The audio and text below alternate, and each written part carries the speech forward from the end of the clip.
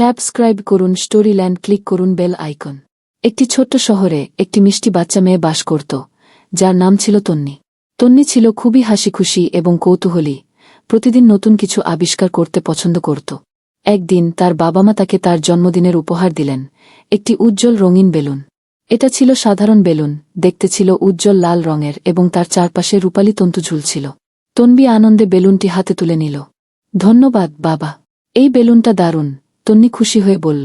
কিন্তু তন্নি যখন বেলুনটি ধরল, তখন হঠাৎ করে একটি অদ্ভুত ঘটনা ঘটল। বেলুনটি টুকটুক শব্দ করতে শুরু করল। তন্নি চমকে গিয়ে বেলুনটি এক হাতে শক্ত করে ধরল এবং কিছুক্ষণ পর বেলুনটি মৃদু গলায় বলল, হ্যালো তন্নি। তন্নি চোখ বড় বড় করে তাকিয়ে রইল। তুমি কথা বলছ? সে বিস্ময়ের সাথে জিজ্ঞেস করল। হ্যাঁ, আমি কথা বলতে পারি, বেলুনটি উত্তর দিল। তোমার সাথে পরিচয় হতে পেরে আমি খুব খুশি। তন্নি অবাক হয়ে আবার প্রশ্ন করল, তুমি কি সাধারণ বেলুন? কিভাবে কথা বলছ? আমার নাম বেলুন। আমি সাধারণ বেলুন, কিন্তু আজ আমি একটু বিশেষ হয়ে উঠেছি। আমি এক বিশেষ জাদুর বেলুন।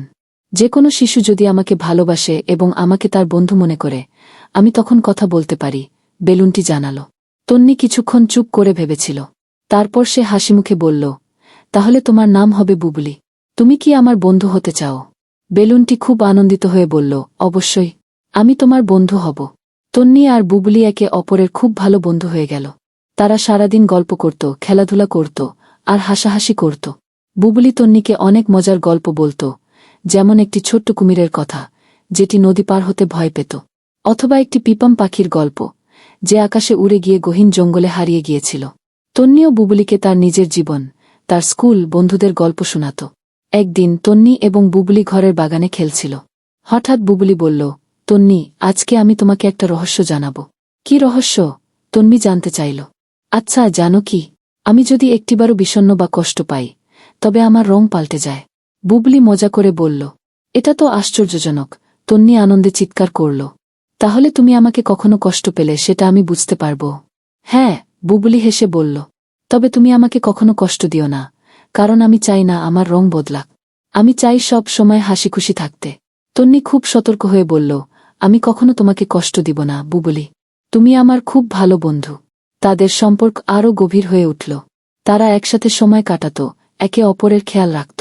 একদিন তন্নি যখন স্কুল থেকে ফিরে এলো, তখন সে দেখল বুবলি খুবই নিরানন্দ মনে তাকিয়ে আছে। বুবলি, তুমি কি ঠিক আছো? তন্নি চিন্তিত হয়ে জিজ্ঞেস করল।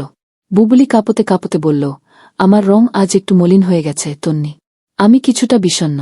তন্নি আজ করতে পারল যে কিছু একটা হয়েছে। সে দ্রুত বেলুনের কাছে গিয়ে বলল, বুবলি, তুমি চিন্তা করো না, আমি তোমার পাশে আছি। তুমি জানো, বন্ধুদের কোনো দিন একা থাকতে হয় না। এরপর তন্নি বুবলির কাছে বসে তার প্রিয় গল্পগুলো বলতে শুরু করল, খেলাধুলা করল এবং তার সবচেয়ে ভালো হাসির কথা মনে করে বুবলির মন ভালো করার চেষ্টা করল। খুব শীঘ্রই বুবলির রং উজ্জ্বল হতে শুরু করল। ধন্যবাদ তন্নি, তুমি সত্যিই আমার সেরা বন্ধু, বুবলি বলল।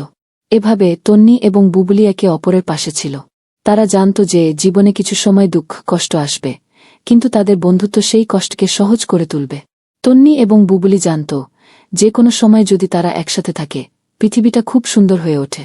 তাদের বন্ধুত্ব সব সময় হাসি আর আনন্দে ভরে থাকবে। তবে তাদের সবচেয়ে বড় শিক্ষা ছিল যে প্রকৃত বন্ধুত্ব কখনোই ভেঙে যায় না, তা যতই কঠিন পরিস্থিতি হোক না কেন।